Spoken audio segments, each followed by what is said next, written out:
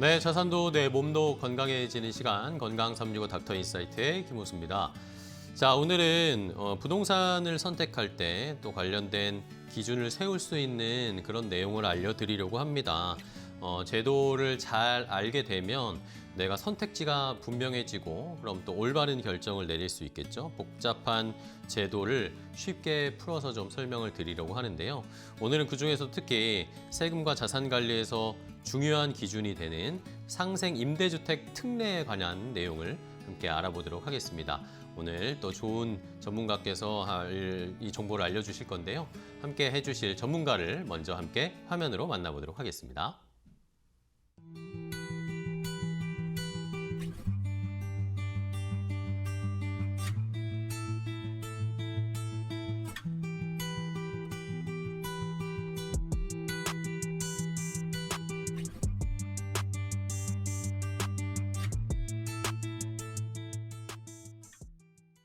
자, 오늘 함께할 세금 전문, 세금 닥터를 알려드리도록 하겠습니다. 함께 인사 나눌게요. 아나스텍스의 김미정 대표 세무사와 함께하겠습니다. 세무사님 안녕하세요. 안녕하세요. 네, 오랜만에 또 뵙습니다. 우리 시청자분들께 인사 좀 부탁드립니다. 안녕하세요. 양도상속 증여를 전문으로 하고 있는 아나스텍스 대표 세무사 김미정입니다. 네, 자 김미정 대표 세무사님과 함께 관련된 또 어떤 좋은 정보를 저희가 얻어볼지 오늘도 역시 시청자분의 사연을 통해서 함께 이 고민거리를 찾아보도록 하겠습니다. 첫 번째 시청자분의 사연을 먼저 화면으로 확인해 보시죠. 안녕하세요. 조정지역에서 집 한 채를 샀는데 실거주를 할 수가 없는 상황입니다. 이럴 때 비과세를 받을 수 없다고 들었는데 최근에 상생임대주택 특례라는 제도를 알게 됐습니다. 임대료를 크게 올리지 않으면서 세금 혜택을 받을 수 있다고는 들었지만 실제로 어떤 조건을 충족해야 하는지 잘 모르겠습니다. 계약갱신 시점이나 임대료 인상률, 적용기간 등이 조금만 달라져도 혜택을 못 받을 수 있다는 이야기를 들어서 더 헷갈리더라고요. 이미 체결된 계약에도 적용이 되는 건지 앞으로 어떻게 준비해야 하는지도 궁금합니다. 상생 임대주택 특례를 적용받기 위해 꼭 확인해야 할 요건과 주의할 점 부탁드려요.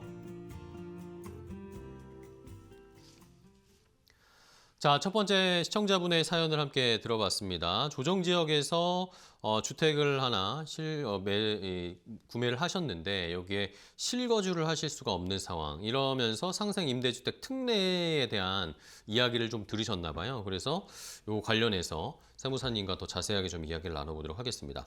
자, 세무사님 일단은 상생 임대주택 특례가 정확히 어떤 건지를 좀 알아야 될 것 같아요. 그렇죠? 그리고 어떨 때 유용한 제도인지 진짜 우리 시청자님처럼 요 1세대 1주택 비과세랑 어떤 연관이 있는지를 일단 좀 확인을 해볼까요? 그 1세대가 소유한 1주택에 대해서는 2년 이상 보유하다 양도를 하면 비과세를 받을 수 있습니다. 국민의 주거 안정을 위해서 실거주 목적으로 이제 구매하는 한 채의 주택에 대해서는 비과세 혜택을 주는데요. 문제는 조정 지역에서 주택을 매수하시는 경우에는 2년의 보유 요건 외에도 2년의 거주 요건이 추가로 필요합니다. 즉 1주택자라고 하더라도 해당 주택에서 실거주를 2년 이상 하셔야만 비과세를 받을 수 있습니다. 이때 중요한 것은 2년의 실거주 요건은 주택의 취득 시점에서 발생을 합니다. 네네. 주택의 취득 시점 당시에 해당 주택이 조정 지역에 있었다면 반드시 2년 실거주를 하셔야만 비과세를 받을 그래요? 수 있습니다. 이때 주택을 취득한 이후에 해당 지역이 조정 지역에서 해제되었다고 하더라도 네네. 그 주택의 실거주 요건 자체는 취득 시점에서 발생하기 때문에 이후 해제되더라도 반드시 실거주 요건이 필요합니다. 문제는 불가피한 사정으로 2년의 실거주 요건을 만족할 수 없을 때인데요. 이럴 때 상생임대주택에 대한 특례를 활용하실 수 있습니다. 그러면 2년 실거주 요건을 면제받을 수 있게 되는데요. 사실상 실거주를 하지 못하실 때 비과세를 받을 수 있는 유일한 방법이 상생임대 특례 제도를 이용하시는 것입니다. 그러면은 말씀을 해주신 걸 따져보면 시청자분이 말씀하신 요 지금 상황, 조정 지역에다가 주택을 구입하셨는데 실거주를 할 수 없는 상황이니까 요 특례 제도를 좀 만족할 수 있는 요건이 되는 거네요. 그러면 요 상생 임대주택에 대한 특례 요건 정확히 어떻게 되는 거예요? 상생임대 특례 요건 생각보다는 간단합니다. 아, 그래요? 네. 총 2번의 임대차 계약을 맺으시고 이 임대차 계약에 의해서 임대차를 하시면 되는데요. 1세대가 주택을 취득한 이후에 임차인과 첫 번째 계약을 맺으시게 되면 이걸로 우리는 직전 임대차 계약이라고 부르고요. 네. 이 이후에 두 번째 임대차 계약, 상생 임대차 계약이라고 불리우는 두 번째 임대차 계약을 맺으실 텐데 이때 임대료를 5% 이내로만 올리시면 됩니다. 즉 간단하게 말씀드리면 첫 번째 임대차 계약을 맺고 해당 임대차 계약이 끝난 뒤에 5%를 임대료를 5% 이내로 상승시키면서 두 번째 임대차 계약을 맺으시면 이게 바로 상생임대 계약이 됩니다. 이때 직전 임대차 계약에 의해서 임대하는 기간은 1년 6개월 이상이어야 하고요. 네. 두 번째 계약에 의해서 임대하시는 기간은 2년 이상이셔야 합니다. 그리고 이 상생 임대차 계약이라고 불리우는 이 두 번째 임대차 계약은 반드시 21년 12월 20일부터 26년 12월 31일 이 사이에 체결하셔야만 합니다. 상생 임대는 따로 특별히 신고하거나 신청하는 사안은 아니기 때문에 생각보다 요건이 간단하다면 간단하다고 볼 수는 있는데요. 하지만 디테일하게 들어가면 굉장히 까다로운 요건들이 있습니다. 그래서 이제 그 부분에 대해서 지금부터 말씀을 드리려고 합니다. 알겠습니다. 일단은 두 번의 계약을 맺어야 하고 그 관련된 아까 뭐 상승률이나 이런 것들을 체크를 해주셨는데 그러면은 처음에 계약을 한 직전 임대차 계약 요게 중요하다라고 말씀해 주셨는데 왜 그럴까요? 상생임대 특례의 출발은 바로 그 직전 임대차 계약입니다. 그래서 이 첫 번째 임대차 계약을 어떻게 맺었는지가 굉장히 중요한데요. 상생임대차 계약은 직전 임대차 계약에 비해 5%의 상승률을 따지기 때문에 네네네. 사실 직전 임대차 계약을 잘못 맺게 되면 이후 계약은 아무런 의미가 없어지게 됩니다. 그래서 이 직전 임대차라고 불리우는 이 첫 번째 임대차 계약에서 가장 중요한 거는 주택을 취득하시고 네. 임대차 계약을 맺어야 된다는 점인데요. 법조문에 살펴보면 1세대가 주택을 취득한 이후 해당 주택에 대하여 임차인과 체결한 임대차 계약이라고 나와 있습니다. 네네. 법조문에서 비과세를 판단할 때는 단어 하나 그리고 조사 하나까지 신경을 쓰셔야 그쵸. 되는데요. 이때 법조문에서 주택을 취득한 후에 임대차 계약을 체결하라고 했기 때문에 일반적으로 세법상의 주택 취득일인 잔금일 이후에 임대차 계약을 맺으셔야 됩니다. 이때 중요한 점은 그 주택을 취득한 이후에 임대 기간이 시작하는 게 아니라요. 주택을 취득한 이후에 임대차 계약 자체를 그때 맺으셔야 합니다. 그래서 첫 번째 임대차 계약에서 임대료를 얼마로 산정하시는지는 중요하지 않고요. 하지만 주택을 취득한 이후에 맺은 계약이어야만 직전 임대차 계약으로 성립이 되게 됩니다. 알겠습니다. 이게 계약, 그러니까 구매를 완료하고 나서 계약을 해야 네, 된다는 맞습니다. 거죠. 그렇죠. 네. 근데 이제 잔금 전에 전세를 주는 그런 경우들이 좀 좀 있잖아요. 맞습니다. 예. 그러면은 분양권 상태에서 임대를 주면은 문제가 발생할 수도 있을 것 같은데요. 네, 맞습니다. 분양권은 주택을 취득할 수 있는 권리로 엄밀히 네네. 말해서 부동산이 아니라 부동산에 대한 권리죠. 권리입니다. 아직 주택은 취득하지 않은 상태죠. 그래서 양도소득세에서 분양권을 취득을 하면 주택 수에는 분양권이 포함됩니다. 따라서 많은 분들이 좀 헷갈려 하시는 그러게요. 부분인데요. 분양권은 하지만 엄밀히 말해서 세법상 주택에는 포함되지 않습니다. 그쵸. 그래서 분양권의 취득은 주택의 취득이 아닙니다. 분양 아파트가 완공이 되어야만 비로소 주택을 취득할 수 있게 됩니다. 일반적으로 분양 아파트의 경우에는 잔금일과 사용 승인일 중 늦은 날이 주택의 취득일이 됩니다. 그런데 많은 분들이 분양 아파트를 이제 계약을 하실 때 이런 거래를 많이 하시는데요. 마지막에 분양 대금, 마지막 잔금을 납입할 때 전세금으로 잔금 납입을 하시는 경우가 많습니다. 이래서 많은 분들이 잔금 전에 전세 계약을 미리 맺고요. 그래서 이 받은 전세금으로 분양 대금에 마지막 잔금을 납입을 하시는데요. 여기서 바로 문제가 발생을 합니다. 그렇겠네요. 조금 전에 말씀을 드린 것처럼 주택을 취득한 이후에 임대차 계약을 맺어야 되는데요. 잔금 전에 전세 계약을 맡게 되면 주택을 취득하기 전에 전세 계약을 맺어버리는 셈이 됩니다. 따라서 직전 임대차 계약으로 성립이 되지가 않습니다. 그렇군요. 그러면은 만약에 뭐 이런 말씀해 주신 그런 상황이 발생을 해서 조건을 만족하지 못한다. 그러면은 기존 계약을 중도에 종료를 하고 새로 조건을 맞춰서 다시 하면은 이거는 가능할까요? 안타깝지만 그래요? 그런 안 경우에도 인정을 받을 수가 없습니다. 주택을 취득하는 당시에 이미 직전 임대차 계약의 조건을 성립하지 못하는 임대차 계약이 맺어져 있는 네네네. 상태라면 이 계약을 강제로 종료하고 새롭게 계약을 맺는다고 해서 이것을 직전 임대차 계약으로 인정하지는 않습니다. 이게 가장 많이 또 문제가 되는 경우가 전세를 끼고 주택을 구매하는 갭 투자를 하실 때인데요. 이미 전세가 끼어 있는 주택을 구매하시면 그 전세 계약을 승계 받으시게 됩니다. 이때 승계받은 전세 계약은 직전 임대차 계약의 요건을 만족할 수가 없습니다. 왜냐하면 이 계약 역시 주택을 취득하기 전에 맺은 계약이기 때문인데요. 그래서 보통 우리가 주택을 취득을 하고 나면 이제 제가 새 집주인이 되니까 임차인과 새롭게 이제 계약서를 쓰게 됩니다. 네네. 하지만 그렇다고 할지라도 이렇게 새롭게 작성한 계약서는 직전 임대차 계약으로는 인정을 받을 수가 없습니다. 따라서 전세를 끼고 주택을 매수하신 경우라면요, 해당 전세 계약이 승계받은 조건에 따라 모두 종료가 되고 나서 새롭게 임대차를 작성하실 수 있을 때 임대차를 작성하시는 그 부분부터가 직전 임대차 계약이 됩니다. 알겠습니다. 쉽게 설명을 해주셨지만 사실 좀 어려워요. 좀 복잡한데, 그러면 결국에는 결론적으로는 단순히 그 임대 기간만 채우면은 이 조건이 성립하는 건 아니네요. 네, 그렇습니다. 뭐 지금까지 설명으로 좀 감을 잡아보셨겠지만 상생임대 계약 자체는 계약이 굉장히 중요합니다. 임대 기간의 경우에도 이제 아까 말씀드린 것처럼 직전 임대차 계약에 의해서 1년 6개월 이상, 상생임대차 계약에 의해서 2년 이상 임대를 하시면 되는데요. 이때 임대 기간을 따질 때도 단순히 임대 기간만 따지는 것은 아닙니다.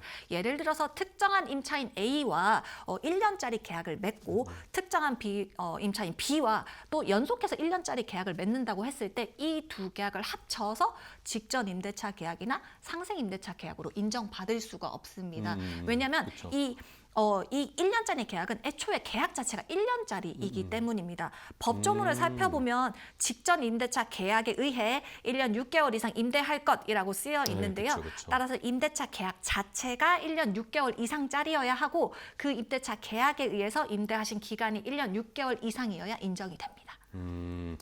그러면은 일단은 처음 계약을 할 때 1년 6개월 이상 임대차 계약을 해야 된다라고 하셨는데, 그럼 이거 상생 임대주택 특례에서 1년짜리 계약을 만약에 반복을 했어요.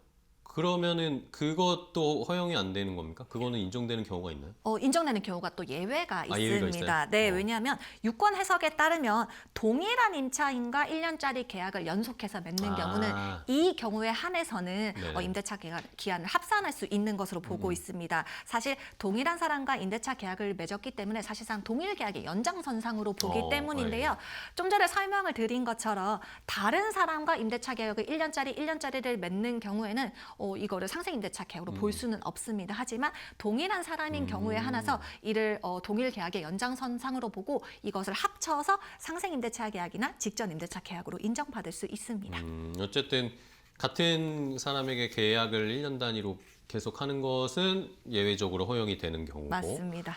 그러면은 아예 임차인이 달라지는 경우는 무조건 안 되는 거겠네요? 그건 아니요, 아닌가요? 그렇지는 그렇진 않습니다. 그러니까 사실 임대를 하다 보면 세입자가 개인 사정에 의해서 퇴거를 하실 수가 그쵸, 있잖아요. 그쵸. 이제 그런 경우가 있을 수 있기 때문에 다른 임차인이 들어오더라도 합산되는 경우가 있습니다. 정상적으로 2년 이상의 임대차 계약을 체결을 미리 했는데 임차인의 사정으로 퇴거를 미리 하시는 경우 새로운 세입자를 받을 수 있고 이 새로운 세입자와 직전 세입자의 임대 기간을 합산 가능합니다. 다만 이때 중요한 점은 이 새로 오시는 임차인의 임대료를 그 퇴거하신 임차인의 임대료와 정확하게 동일하게 체결하셔야만 합산이 가능을 합니다. 또한 그리고 직전 임대차 계약과 상생 임대차 계약에 그 임대차 하시는 그 세입자도 동일할 필요는 없습니다. 직전 임대차 계약에 의해서 1년 6개월 이상의 계약을 하시고 임대차 끝나고 나서 이분이 퇴거를 하고 새로운 사람이 들어오셔서 상생 임대차 계약을 맺더라도 역시 상생 임대는 성립할 수 있습니다. 그렇군요. 어쨌든 그걸 또 이어서 받을 수 있다라는 거죠. 그 임차인의 사정상 그런 상황이 발생을 맞습니다. 하면. 알겠습니다. 그러면은 보통 이제 뭐 2년 전세 계약을 뭐 2년 정도로 보통 일반적으로 많이 하시잖아요. 2년 전세 계약을 하고 임대료를 아까 말씀해 주신 것처럼 똑같이 하고 올리지 않고 똑같이 하고 묵시적으로 그냥 갱신을 2년 하는 경우들이 또 있잖아요. 이럴 때는 그럼 상생 임대가 인정이 되는 건가요? 안 되는 건가요? 네, 묵시적 계약의 연장의 경우라면 상생임대 인정됩니다. 어. 이때는 최초로 맺으신 계약이 직전 임대차 계약으로 보고요. 네. 그다음 묵시적으로 연장된 계약을 상생 임대차 계약으로 볼 수 있습니다. 일반적으로 말씀하신 것처럼 2년짜리 전월세 계약 많이 하시는데요. 그쵸, 이때 계약 조건을 별도로 조정을 하지 않고 묵시적으로 2년이 연장된 경우라고 하면 상생 임대차 계약 자체가 체결된 것으로 보고 상생 임대 특례를 적용받을 수 있습니다. 근데 이때 좀 중요한 점이 있습니다. 뭘까요? 만약에 최초에 4년짜리 계약을 맺은 경우라면 이때는 상생 임대가 적용되지 않습니다. 그때는 또 안 돼요? 네, 이게 사실상 실질적으로는 같은 것 같은데 네. 왜 이게 이렇게 다른가 생각하실 수 있는데요. 아까 제가 잠깐 언급드린 것처럼 법조문에서 비과세를 따질 때는 단어 하나까지 신경을 예. 써야 합니다. 계속 설명드린 것처럼 상생임대 계약은 2개의 계약이 필요한데요. 4년짜리 계약을 맺는 경우 이 계약 자체를 우리가 임의로 분리해서 2개로 쪼갤 수가 계약이 없습니다. 하나네요, 이거. 네, 계약이 하나이기 때문에 그래서 상생임대 특례는 적용을 받을 수가 없습니다. 알겠습니다.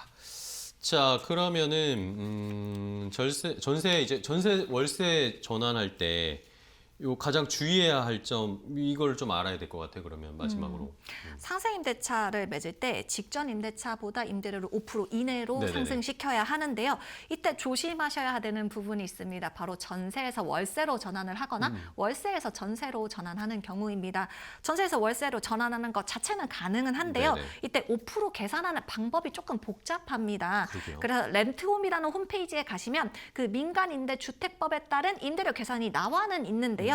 이때 뭐 한국은행 기준은 금리를 적용하는 등의 좀 복잡한 내용이 있기 때문에 사실 전문가 상담을 받아보시는 게 가장 좋고요.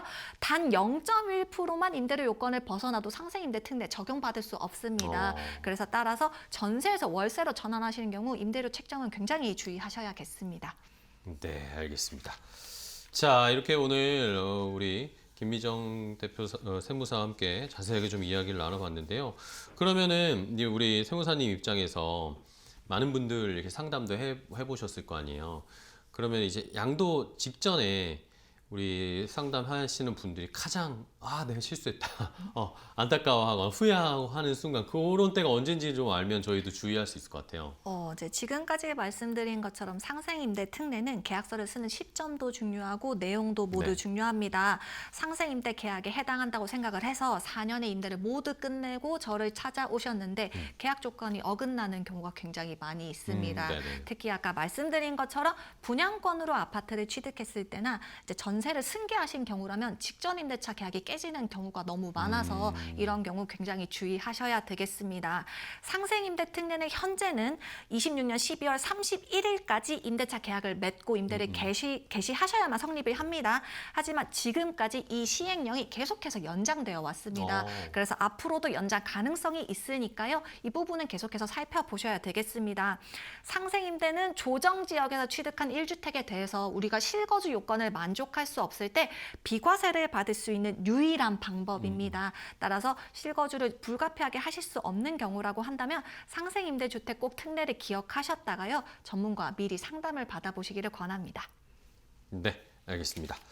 자, 이렇게 상생 임대주택 특례와 관련해서 자세하게 좀 알아봤습니다. 임대를 뭐 오래 했느냐 이런 문제가 아니라 계약을 어떻게 했느냐, 그 법조문에 따라서 조건을 충족하느냐, 이게 굉장히 중요하다라는 걸 확실하게 저희가 알게 됐으니까 시청자분들도 잘 적용하셔서 비과세 혜택을 좀 얻으실 수 있도록 해보시기 바랍니다. 자, 오늘 아너스텍스의 김미정 대표 세무사와 함께 했는데요. 세무사님 오늘도 너무나 명쾌하게 잘 설명해 주셔서 감사하고요. 다음에 또 뵙도록 하겠습니다. 오늘 고생 많으셨어요. 네.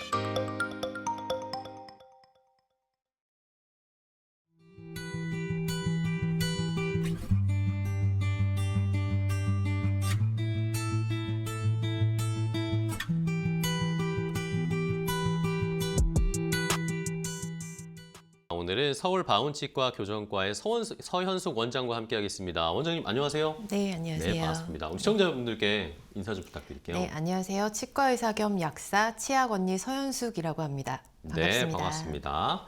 자, 서현숙 원장님과 함께 우리 잇몸 건강 어떻게 또 지킬 수 있을지 하나씩 알아보도록 할 텐데요. 자, 오늘도 시청자분의 사연을 준비했습니다. 어떤 고민이 있으신지 시청자분의 사연을 먼저 확인해보고 이야기 나누겠습니다. 안녕하세요. 최근 양치할 때 피가 자주 나고 잇몸이 예전보다 내려앉은 느낌이 들어서 걱정이 됩니다. 통증은 크지 않은데도 잇몸 상태가 안 좋아지고 있는 건 아닌지 불안한데요. 스케일링을 정기적으로 받으면 괜찮을 거라고 생각을 했는데 주변에서는 잇몸 건강은 따로 관리 기준이 있다고 하더라고요. 치아는 멀쩡해 보여도 잇몸이 문제면 결국 치료가 커질 수밖에 없다는 말을 듣고 더 신경이 쓰이게 됐습니다. 겉으로 보이는 것만으로도 판단해도 되는지 병원에서는 어떤 기준으로 잇몸 건강을 확인하는지도 궁금합니다. 일상에서 체크할 수 있는 잇몸 건강의 기준과 미리 관리하면 좋은 습관이 무엇인지 알려주세요. 자, 첫 번째 시청자분의 사연을 들어봤는데 잇몸이 이제 약간 예전 같지 않은 것 같다라고 느끼신 것 같아요. 그래서 우리 서현숙 원장님과 잇몸 건강 어디까지 어떻게 준비를 해야 되는지 한번 알아보도록 하겠습니다. 뭐 치과 간다 하면 많은 분들이 그냥 뭐 충치 치료나 아니면 뭐 교정한다거나 이런 생각을 하시는데 사실 중요한 건 진짜 그 밑에 근간에 있는 잇몸 아니겠습니까? 네. 네. 그러면은 우리가 말하는 잇몸은 정확히 어디까지를 말하는 거고 의학적으로 어디까지를 잇몸으로 규정을 하는지 그 개념부터 좀 잡고 가볼까요? 네. 흔히들 이제 잇몸이라고 생각하시면 입안을 들여다봤을 때 그 빨간 부분, 네. 잇몸 살만을 잇몸이라고 생각하시는 분들이 너무 많으신데요. 이 잇몸 살은 치은이라고 잇몸의 한 부분일 뿐입니다. 네, 잇몸 같은 경우는 실제로 치의학적인 관점에서 보면 잇몸 살은 잇몸 그 밑에 있는 뼈를 덮고 있는 그냥 살일 뿐이고요. 네네. 땅에 나무가 박혀 있듯이 이 잇몸 뼈라는 곳에 치아가 박혀 있는 형태고 이 박혀 있는 잇몸 뼈에 살은 그냥 살짝 덮여 있을 뿐인 거고요. 그다음에 이제 이 치아와 뼈를 연결해 주는 치주인대 그리고 치아의 뿌리 겉부분에 있는 배각질 이렇게 잇몸 뼈와 잇몸 살 그리고 배각질, 치주인대 이렇게 네 가지를 잇몸이라고 정의를 할 수 있습니다. 그렇군요. 저도 그냥 이 겉에 보이는 것만 잇몸이라고 생각했는데 네네. 그 안에 그 내부에 들어갔을 때 뼈까지도 우리가 생각을 해봐야 되는 건데 그러면은 아까 시청자분도 말씀해 주셨지만 아니 겉으로 보기에는 제가 이나 치아가 크게 문제가 없는 것 같은데 잇몸에 근데 갑자기 어느 날 뭐 잇몸이 좀 내려앉는다거나 잇몸에 문제가 생기는 경우도 심심치 않게 많다고 하더라고요. 네네. 흔히들 치과에 오셔서 환자분들이 가장 많이 하는 말씀이 이제 이가 시려요라던가 예. 이가 시큰해요 또는 뭐 욱신거린다 이런 말씀들 많이 하시잖아요. 근데 사실상 치아가 문제가 있는 경우는 생각보다 거의 없습니다. 충치 같은 경우는 10대까지 가장 많이 생기고요. 20대부터만 해도 이가 아파요라고 치과에 오셨을 때 치아 자체의 문제보다는 이 치아를 지탱하고 있는 구조물인 잇몸에 문제가 있는 경우가 상당히 많습니다. 그래서 이 시큰하거나 뭔가 이상한 느낌을 받으셨을 때는 치과에 가셔서 이게 치아 문제인지 실제로 그 지탱하고 있는 잇몸의 문제인지를 꼭 확인을 하셔야 되는데요. 대체로 잇몸 살보다는 그 치아를 지탱하고 있는 안쪽에 있는 잇몸 뼈에 문제가 생긴 경우가 상당히 많습니다. 그래서 이 잇몸 뼈가 녹기도 하고 그 주변에 염증이 많이 생겨서 이 염증이 있다는 걸 시큰하다던가 뭔가 욱신거린다 라고 느끼시는 부분이 굉장히 많은 편입니다. 자, 그러면은 이게 말씀을 해주신 것처럼 치아 자체의 문제보다는 잇몸의 문제인 경우가 많다. 그러면 이게 또 일이 커지잖아요. 그렇죠? 네네. 예, 일이 커지고 공사가 커지는 건데 근데 이게 또 신기한 건 처음에는 잘 못 느껴요. 그렇죠? 잇몸병을 초기에는 별로 그냥 무심히 지나가는 경우도 있을 수 있을 것 같고 이 초기에는 잘 느끼지 못하는 이유는 뭘까요? 대부분 잇몸병의 시작은 일단 양치할 때 네. 피가 나는 걸로 시작이 됩니다. 아, 그때가 이미 치은염이 생긴 단계인데요.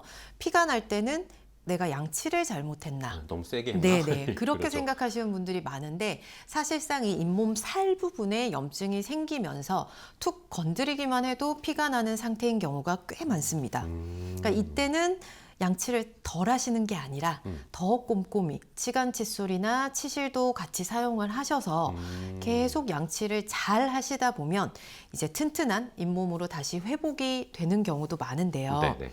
대부분은 이 치과가 너무 무섭잖아요. 그쵸, 예. 네, 그 소리도 무섭고 아프고. 돈도 많이 들고 네. 그렇게 생각하시니까 자꾸 치과를 안 가시게 되고 생각보다 많은 분들이 치과를 가시지 않고 약국에 가셔서 아프다라고 말씀을 하시고 진통제만 드시는 경우가 꽤 많습니다. 네네. 그런 경우에 드시는 그 진통제나 잇몸 영양제 같은 경우는 염증은 확 잡아주거나 또는 이 진통제 같은 경우는 내가 통증을 못 느끼게 하는 마스킹하는 역할을 하기 때문에 그런 경우에는 본인이 느끼기엔 통증은 분명히 사라졌는데 이게 실제로 안에서 치석이나 치태가 치아에 붙어가지고 점점 세균이 안쪽에 잇몸뼈를 녹이고 있다는 것은 인지를 하지 못하게 됩니다. 네네. 그래서 소리 없이 잇몸뼈가 계속 아래로 녹아내려가고 있기 때문에 이게 소리 없는 병이라고 말씀들을 하시는 것 같습니다. 그렇네요. 네. 이게 뭐 딱 눈에 보이지 않기도 하고 이게 무서워서 약간 치과를 회피하는 경향도 있고 뭐 이런 것들인데 그리고 아까 살짝 말씀해 주셨지만 근데 잇몸에서 저도 가끔 피가 나는데 그러면 이걸 내가 그냥 정말 이 칫솔질 너무 세게 했나 보다라고 그냥 지나간단 말이죠. 근데 이러면 안 될 것 같아요. 그러면 네네. 네. 일단 잇몸에 피가 나는 경우는 염증이 있는 거죠. 아. 초기 단계인 치주 질환에서 이제 초기 단계인 치은염이라는 단계인데요. 그때 양치를 정말 제대로 해주셔야 되고 사실 건강한 잇몸은 선홍색 빛을 띠는 붓지 않은 잇몸인데 그렇죠. 그 상태에서는 아무리 양치를 해도 피가 나지 그쵸, 않습니다. 막 분노의 양치질을 하지 예. 않으시는 경우에는 피가 나지는 않습니다. 근데 만약 건드리기만 해도 피가 난다. 이러실 때는 일단 치은염이 있다는 얘기니까 양치를 꼼꼼히 잘 해주셔야 되고요. 그렇게 했는데도 며칠 계속해서 피가 난다. 이런 경우는 사실 치은염에서 조금 진행된 그 다음 단계인 치주염까지 갔을 수도 있습니다. 그래서 이런 경우에는 반드시 치과에 방문하셔서 염증을 제거하는 스케일링이나 잇몸 치료를 꼭 받으셔야 할 것 같습니다. 알겠습니다. 시청자분들 중에 잇몸 피 나시는 분들 많으시죠? 네, 어느 정도인지 한번 잘 생각해 보시고 가까운 빨리 치과에 한번 검진을 받으셔야 됩니다. 그러면은 그래서 이제 뭐 양치도 뭐 내가 그럼 열심히 해야지라고 하시다가 그러면은 내가 잇몸 건강을 위해서 나도 좀 영양제나 이런 걸 좀 먹으면 좋겠다라고 생각하시는 분들이 계시잖아요. 그러면은 이게 진짜로 효과가 있는 건지도 궁금하고 고르면은 그럼 어떤 기준을 가지고 저희가 골라볼까요? 잇몸 영양제는 아무래도 제가 치과 의사이자 약사이다 보니 많은 분들이 좀 물어보시는데요. 그렇겠네요. 네네. 이 치과 의사가 보는 관점과 네. 약사가 보는 관점이 좀 다른 부분도 그래요? 네, 있기는 합니다. 그래서 종합해서 한번 말씀을 이게 객관적인 것 네, 같네요. 한번 추천을 드려보겠습니다. 일단 제일 중요한 건 아까 말씀드렸듯이 잇몸은 잇몸 살이 아니라 잇몸 뼈가 핵심입니다. 그렇죠. 네. 결국 안에서 그 땅이 무너져 버리면 거기 위에 살짝 덮고 있는 잔디가 뭐 무너지든 어쩌든 사실 그게 중요한 건 아니잖아요. 근데 대부분 지금 시중에 나와 있는 다 그렇진 않은데 이제 몇 가지 제품들이 네. 전통적으로 많이 사용하시거나 하는 제품들이 대부분 이 영양제가 점막만을 타겟팅하고 있습니다. 그러니까 실제로 중요한 건 안에 있는 뼈인데 이제 잇몸 살만을 타겟팅 하다 보니까 이제 점막은 아주 튼튼하게 만들고 있는 거죠. 네, 그래서 염증은 확 죽여주고 그 점막을 튼튼하게 하고 있는데 이때 문제가 뭐냐면 일단 치아에 치태나 치석이 붙어서 거기는 이제 세균이 사는 장소가 되는데 세균이 독소를 아래로 뿜어서 계속해서 잇몸뼈가 녹아내려가고 있다는 거는 환자분들이 잘 모르시는 경우가 꽤 많습니다. 그렇네요. 그런 경우에는 이제 잇몸살을 단단하고 튼튼하게 만들어주면 환자분들 입장에서는 이게 튼튼하다고 생각을 나아진 거라고 네네 생각하니까. 그렇게 생각을 하시게 되고 또 안 아프니까 안 아프니까 치과를 안 가시게 되고 이런 경우에는 안에서는 잇몸뼈가 계속해서 녹아서 치주 질환이 진행되고 있는데 환자분이 이 치료를 적절한 시기에 할 수 있는 골든 타임을 놓치시게 되는 상황까지도 오게 됩니다. 실제로 이런 경우는 치과에서 되게 많이 보게 됩니다. 약만을 드시다가 전막 영양제만 계속 드시다가 이제 어느 순간 치아가 너무 흔들려서 치과에 오셨는데 전체 치아가 잇몸뼈가 너무 녹아서 잡아주는 게 없다 보니 전체 치아가 흔들려서 전체 치아를 발치를 하는 경우도 있기는 있습니다. 그래서 이런 경우는 진짜 염증이나 이런 걸 제거를 해줘야 되는데 그 시기를 놓치시기 때문에 계속해서 진행돼서 골든타임을 정말 놓치시게 되는 겁니다. 그래서 반드시 일단 염증이 생기셨을 때는 잇몸 영양제나 진통제만 드시는 것보다는 일단은 무조건 치과로 방문을 하셔서 기존에 있는 치태나 치석은 꼭 제거를 해주시고요. 네. 그 염증 조직을 제거한 뒤에 이제 보조적으로 잇몸 영양제를 드시는 건 분명히 효과가 있습니다. 근데 그때 잇몸 살이 아니라 잇몸 뼈를 함께 케어해 주시는 영양제를 드셔야겠죠. 네. 자, 잇몸 뼈는 뼈의 한 가지 부분입니다. 그러니까 결국 뼈잖아요. 그렇죠. 네, 뼈다 보니 이제 뼈에 대한 성분을 뭘 먹어야 되나, 비타민 뭘 먹을까라고 생각하시면 첫 번째로 보통 생각하시는 부분이 칼슘을 많이들 그쵸. 생각하시잖아요. 조금 내가 공부를 했다라고 하시는 분들은 칼마디, 칼슘, 마그네슘, 비타민 D를 같이 먹어야 된다는 것까지는 알고 계세요. 네네네. 근데 이때 마그네슘과 비타민 D는 칼슘의 흡수를 도와주는 아이들입니다.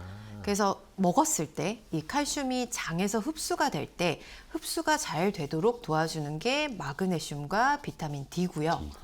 그런데 이 소장에서 흡수가 되면, 장에서 흡수가 되면 혈액으로 들어가잖아요. 혈관을 타고 이제 돌게 되는데 칼슘이 혈관에 계속 있으면 혈관 석회화라는 예. 들어보셨죠? 네네네. 예, 나이 드신 분들이 많이 이런 경우가 있으세요. 혈관 석회화라고 그러니까 칼슘 같은 이 돌이 생기는 거죠, 혈관 안에. 그래서 이게 혈관이 막히게 되는 경우가 있고, 그래서 칼슘만을 많이 드시면 혈관에서만 칼슘이 돌면서 혈관 석회화의 위험성도 있습니다.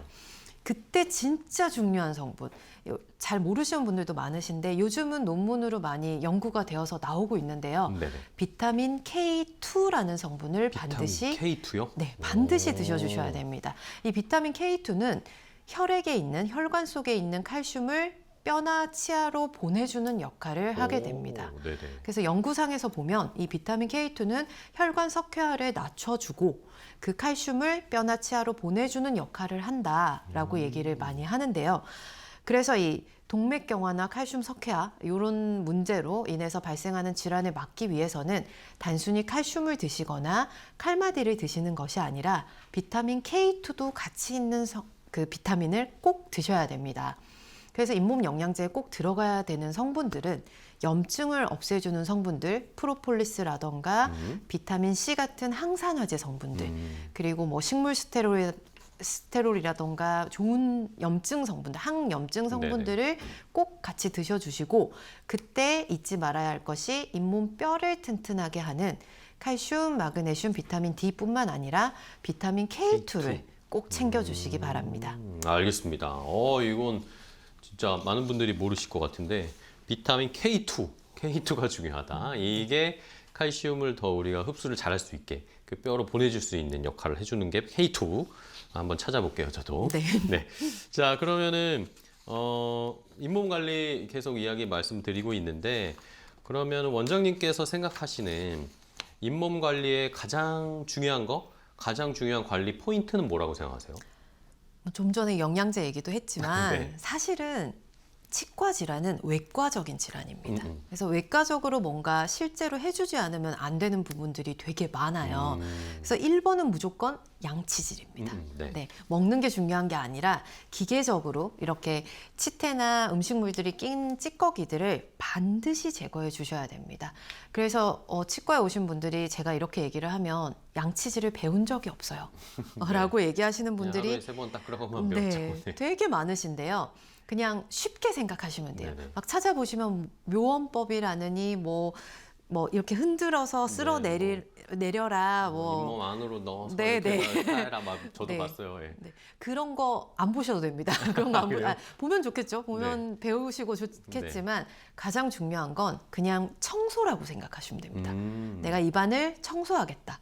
그래서 우리가 청소를 할 때 그 구석구석을 깨끗이 닦기 위해서 되게 노력을 많이 네네. 하잖아요. 청소기도 돌리고 빗자루도 쓸고 걸레질도 하지만 틈틈이 낀 것들을 빼기 위해서 되게 노력을 많이 하는데 이 구강이라는 곳은 치아 사이도 되게 틈들이 많고 치와 잇몸 사이도 되게 틈이 많습니다. 그래서 입안 양치질을 한다고 생각하셨을 때 구석구석 틈들을 청소한다라고 생각하시면 훨씬 쉬울 것 같습니다. 그래서 칫솔질을 정말 이렇게 닦아내듯이 구석구석을 닦아내듯이 양치질을 해주시면 되고요. 그리고 칫솔이 닿지 않는 부분은 반드시 치간 칫솔이나 치실 같은 걸 꼭 네네네. 써주시면 좋을 것 같고, 그다음에 내가 한 가지 더 하겠다라고 하시면 물세정기, 구강 물세정기 같은 건 되게 높은 수압으로 네, 네, 이렇게. 우리 손이 닿지 않는 곳에 떨어뜨려 주는 그 기구거든요. 그래서 치간 칫솔 치실뿐만 아니라 구강 물세정기까지 사용해 주시면 정말 완벽한 양치질이 될 것 같습니다. 알겠습니다.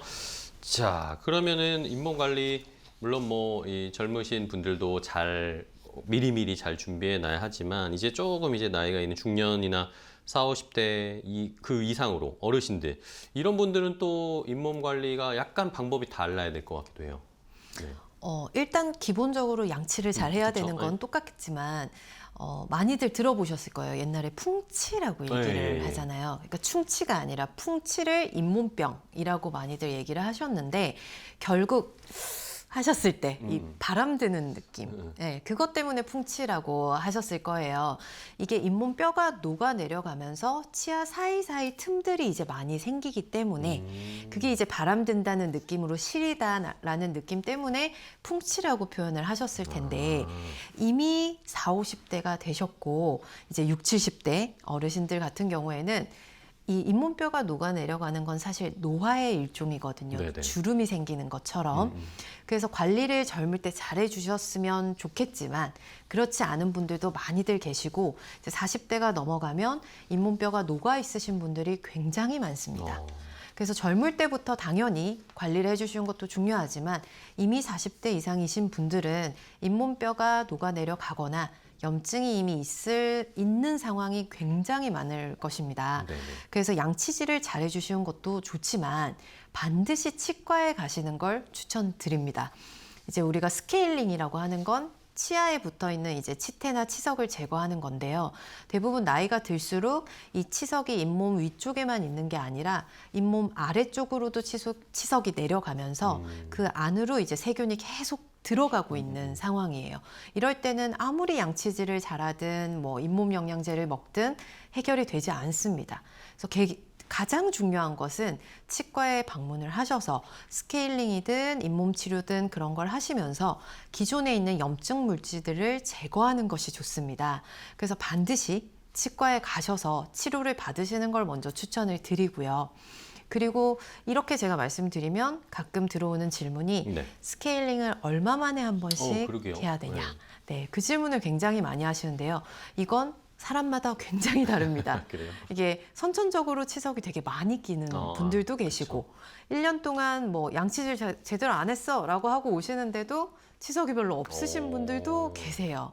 이렇게 선천적으로 타고나는 것도 차이가 많기 때문에 제가 추천드리는 방법은 한 군데 치과를 꼭 정하셔서 거기를 정기적으로 가시다 보면 이제 원장님도 꾸준히 보시다 보면 아, 이분은 3개월에 한 번씩 와야 된다. 또는 이분은 1년에 한 번씩 와도 된다.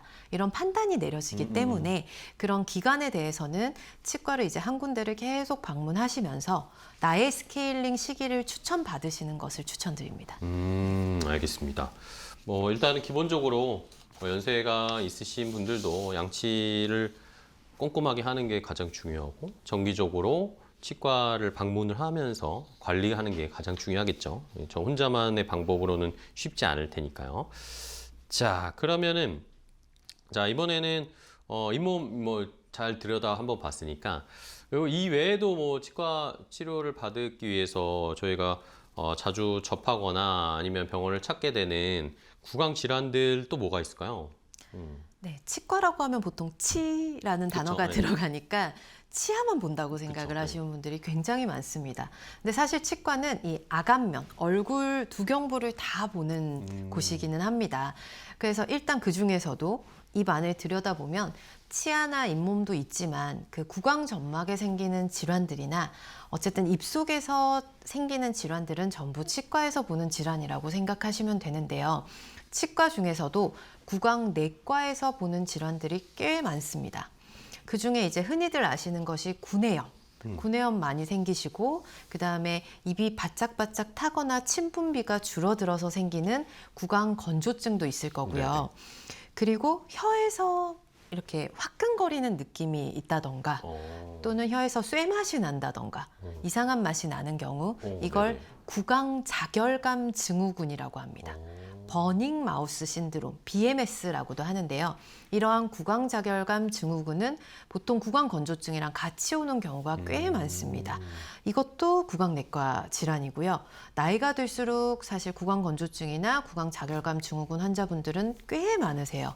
그리고 이런 질환이 있으실 때 내가 어느 병원으로 가야 되는지 모르시는 그렇죠. 분들도 네. 꽤 많으시고요. 근데 치과에서 보는 다 질환들이고요. 그리고 또 흔히들 겪으시는 질환 한 가지가 턱관절 질환입니다. 턱에서 딸깍딸깍 소리가 나거나 뭐 턱에 통증이 있거나 이런 턱관절 질환들도 치과에서 보는 구강과 관련된 질환이라고 볼 수 있겠습니다. 알겠습니다. 그러면은 말씀해 주신 김에 마지막에 얘기해 주신 턱관절 네. 이 얘기를 좀 해볼까요? 네네. 이 턱관절 질환이 있으면 뭐 치과에서 이걸 다루신다고 하셨는데 이런 턱관절 질환도 그러면은 치아나 잇몸 건강에 영향을 줄 수 있는 건가요? 네. 영향을 주나요? 일단 해골 한번 생각해 네. 보시면 이제 상상을 해보시면 머리뼈와 아래 턱뼈 두 개. 이렇게 만나서 얼굴을 네. 만들고 있죠. 이 머리뼈와 아래 턱뼈가 만나는 점이 딱 세 군데가 있습니다. 양쪽 턱관절과 그렇죠. 치아, 어. 이렇게 치아 교합까지 세 군데에서 만나고 있는데요. 그렇네요. 여기서 한 군데만 문제가 생겨도 덜그럭거리게 되죠. 아. 저희는 침을 삼키거나 밥을 먹거나 할 때 항상 이 턱을 쓰고 있기 때문에 그렇죠. 이 세 군데 중에서 한 군데만 문제가 생겨도 덜그럭거리게 됩니다. 제가 표현을 할 때 이 턱관절 같은 경우는 문에서 경첩 역할을 한다고 하고 치아 교합 같은 경우는 문고리라고 생각을 하시면 되는데요.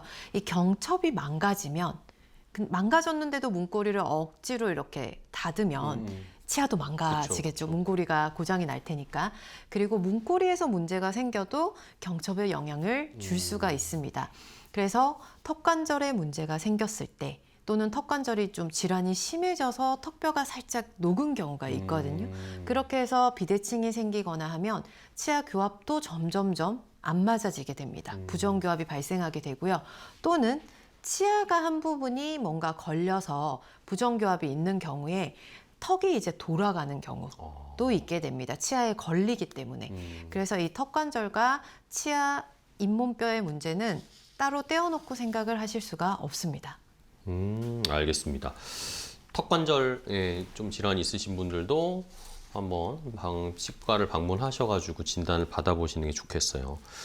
그러면 이제 시간이 또 벌써 다 돼가지고 마지막으로 치아 건강 또 잇몸 건강을 위해서 요즘에 뭐 그런 말도 있잖아요. 노화가 좀 천천히 됐으면 좋겠다라고 하는 그런 방법이 뭐가 있을까요? 치아나 잇몸을 관리를 잘 해서 건강한 상태로 잘 유지할 수 있는 핵심 뭐라고 보세요? 요즘 핫했던 단어가 저속 노화잖아요. 이제 천천히 늙고 잘 늙어야 된다는 개념이 이제 많이들 국민들이 알고 계시는 것 같은데요. 생각을 해보시면 이제 늙지 않아야 된다. 우리가 몸을 많이 챙기는데 네. 이 음식을 먹을 때 첫 번째로 들어가는 곳이 바로 입이죠. 네, 구강입니다. 그래서 구강의 저속 노화를 정말 꼭 챙겨주셔야 됩니다. 자, 여러 번 강조해 드리지만 양치질이 가장 중요하고요. 양치질뿐만 아니라 치과에 꼭 정기적으로 방문을 하셔서 질환이 더 질환이 진행되지 않도록 조금의 충치가 있거나 잇몸 염증이 있을 때 빨리 치료를 하시면 큰 돈도 들이지 않을 수 있고, 그리고 질환이 더 발생되는 것, 노화가 진행되는 것도 분명히 막을 수 있습니다. 그래서 반드시 치과를 잘 방문을 해주시고요. 그리고 아까 잇몸 영양제 얘기가 나왔었는데 네. 영양제 성분 드실 때 잇몸도 잇몸뼈와 염증, 점막을 케어하는 게 잇몸 영양제라고 말씀을 드렸잖아요. 이 뼈 영양제라는 건 잇몸뼈뿐만이 아니라 전신의 뼈에도 영향을 주는 거고, 결국 또 노화가 되면서 염증, 만성 염증이 문제가 되는 건데, 그 잇몸 영양제에 있는 염증 성분도 분명히 만성 염증, 전신 질환에 있는 염증들을 케어해 줄 수 있는 부분들이기 때문에 잇몸 영양제도 꼭 챙겨서 드시면 좋을 것 같습니다. 알겠습니다. 자, 이렇게 오늘 서현숙 원장님과 함께 이야기를 나눠봤습니다. 치과 의사이시기도 하고 약사이시기도 하니까 더 우리가 이제 실제 활용할 수 있는 노하우를 더 자세하게 알려주셨는데요. 시청자분들도 잘 참고하셔서 잇몸 건강, 치아 건강 잘 유지해 주시기 바랍니다. 자, 오늘 원장님 좋은 이야기, 정보 알려주셔서 너무 감사하고요. 이해가 쏙쏙 됐습니다. 오늘 좋은 말씀 감사하고 다음에 또 뵙도록 하겠습니다. 네, 고생 많으셨어요. 감사합니다. 네, 고맙습니다.